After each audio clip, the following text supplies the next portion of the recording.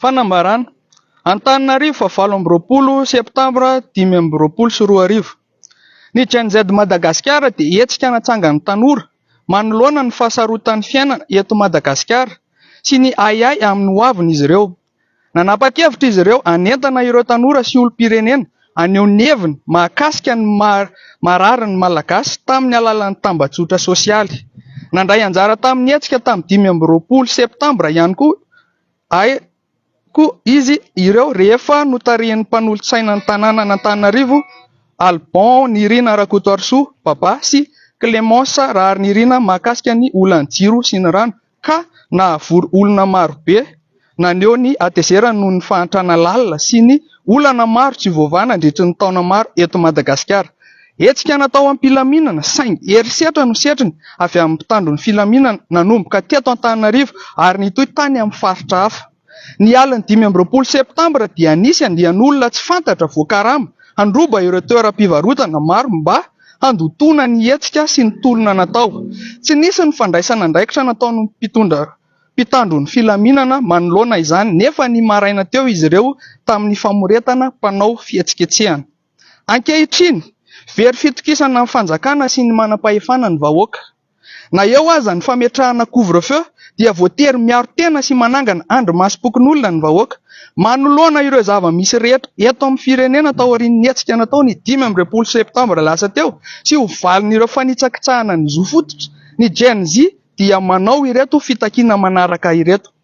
Voalohany, ny famerenana tsy misy atakandro ny fiarovana ny vahoaka sy ny fananany any amin'ny faritra sy ny tanan-dehibe rehetra manerana ny nosy.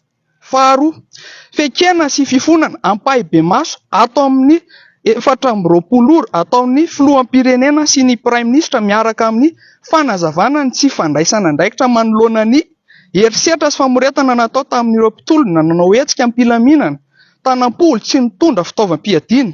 Ny tsy fandraisana andraikitra ny mpitandron'ny filaminana manoloana ny fandrobana sy fanimbana fananan'olona. Ny tsy fahafehezana ny filaminam-bahoaka eto amin'ny tany sy ny firenena. Fahatelo, fametraham-pialana noho ny tsy fahombiazana ny governemanta Tsay Christian ao anatiny 27 sy ny prefet Antananarivo renivohitra ao anatiny 14 noho ny fanitsakitsahana miverimberina ireo zo fototra izay mifanohitra tanteraka amin'ny satan'ny Madagasikara demokratika sy ny fanajana ny zon'olombelona.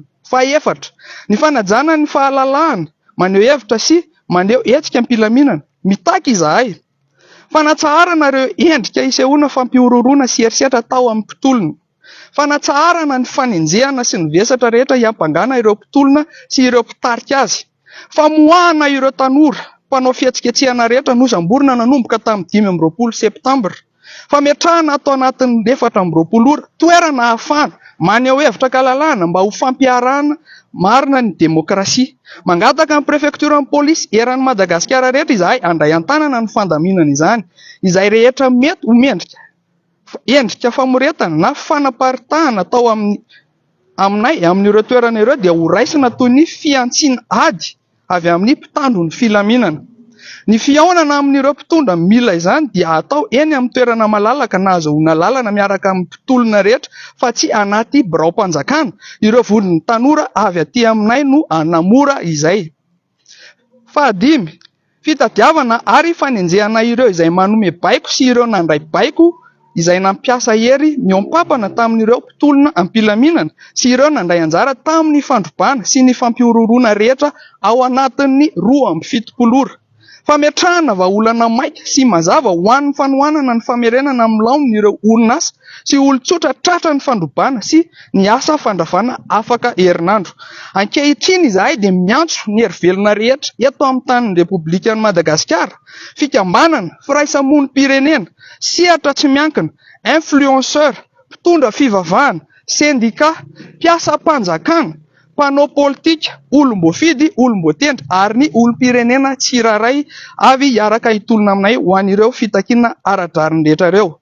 Fanamarihana farany ao anatin'ny fanambarana dia hisy consigne de sécurité ho alefanay ho an'ny mpitolona rehetra eo amin'ny pejiny Gen Z Madagasikara anio hariva mba handaminana ny hetsika izay ho atao raha ampitso. Alatsinainy 29 septambra. Mangasitraka tompoko. Mirary soa amin'ny malagasy rehetra rehetra mitoy ny tolona.